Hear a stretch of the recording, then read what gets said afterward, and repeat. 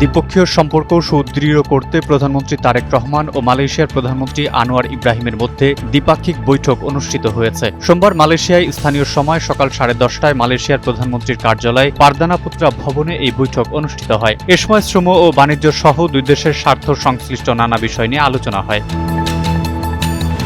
পরে তাদের নেতৃত্বে একটি প্রতিনিধি পর্যায়ের বৈঠক অনুষ্ঠিত হয়। বৈঠকে তারা দ্বিপাক্ষিক সম্পর্কের সামগ্রিক বিষয় পর্যালোচনা করেন এবং পারস্পরিক স্বার্থ সংশ্লিষ্ট আঞ্চলিক ও আন্তর্জাতিক বিষয়ে মত বিনিময় করেন। আলোচনায় বাংলাদেশি কর্মী নিয়োগের জন্য শ্রমবাজার পুনরায় উন্মুক্তকরণ, বিভিন্ন কারণে অবৈধ হয়ে যাওয়া বাংলাদেশি নাগরিকদের নিয়মিতকরণ ও ওয়ার্ক পারমিট নবায়ন, বাংলাদেশের আম, ফলমূল ও শাকসবজির জন্য মালয়েশিয়ার বাজারের প্রবেশাধিকার বৃদ্ধি, আসিয়ানের সেক্টরাল ডায়ালগ পার্টনার হওয়ার জন্য বাংলাদেশের আবেদন, আঞ্চলিক বিস্তৃত অর্থনৈতিক অংশীদারিত্বে বাংলাদেশের অন্তর্ভুক্তি, রোহিঙ্গা ইস্যু এবং জাতিসংঘ ও অন্যান্য বহুপাক্ষিক ফোরামে সহযোগিতার বিষয়গুলো গুরুত্ব পায়।